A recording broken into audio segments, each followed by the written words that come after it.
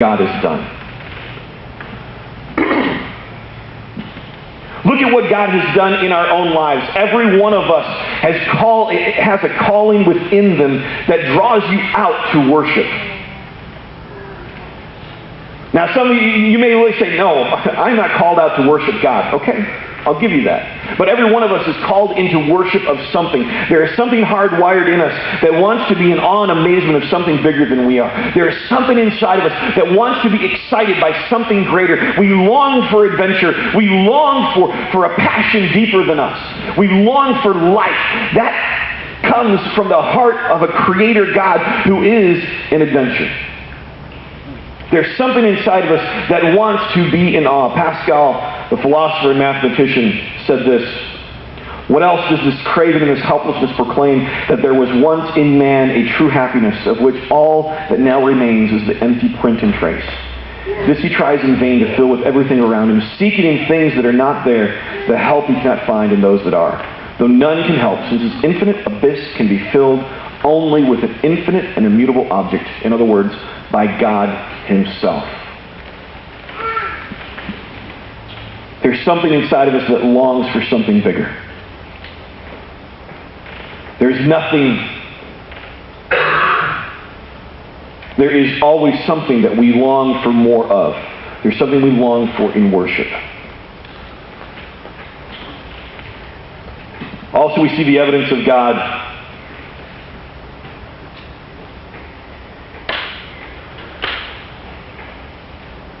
in the fact that there is a drawing within us to something as irresistible as love.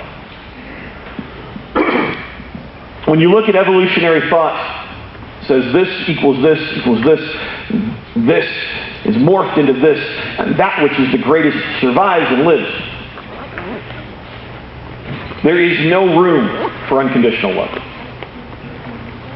I love you. If we can build a system that will propagate the species, sure. But if there is an unconditional love that says, I would lay down my life for you with no gain to myself, that pulls us and draws us so deeply. That desire to experience unconditional love, which is, as the Bible calls it, agape love. We are drawn to it just as birds fly thousands of miles, trout swim upstream. We hone in on this need for something of love, this concept that challenges us yet intrigues us so deeply. I was talking with a friend, having a philosophical conversation about spirituality and everything else. We were talking about the belief in God, and they said, you know what, even if there wasn't a God, I would still follow God, because the concept of unconditional love intrigues me so deeply. So deeply, as I look at life and relationships, the concept of unconditional love fascinates me. I'm drawn to it. Finally, God explains the world and the condition that we are in better than anyone else. You probably heard about the huge problems going on in China. Earthquake. Thousands of people killed. Earthquake. Creating a lot of homelessness and disease, setting up a stage for disease and all kinds of stuff. Earthquake that have made huge lakes that they're afraid are going to drain and have to evacuate a million more people. In our fascination with celebrities, we kind of put a lot of weight in what they say, which is kind of silly sometimes.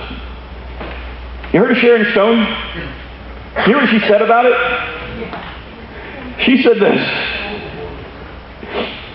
She's in a red carpet interview, and she says this. And then she's criticizing China's relationship with Tibet.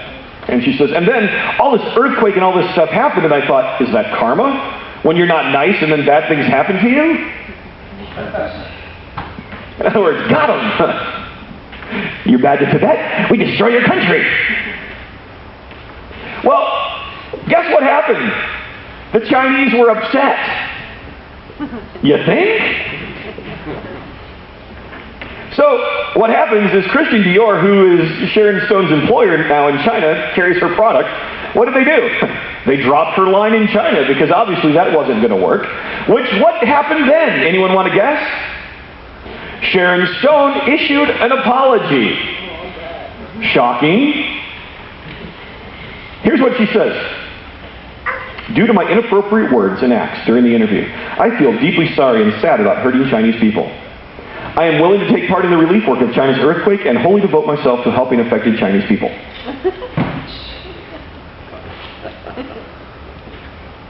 Now I ask you, was there ever an apology in that statement?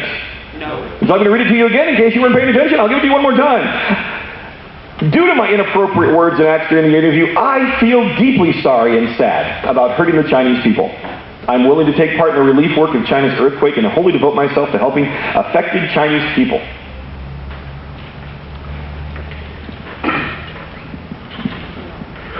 We really are surrounded by people who do not want to take responsibility for their actions. There is every reason and rationale under the sun why I don't have to take responsibility for my actions.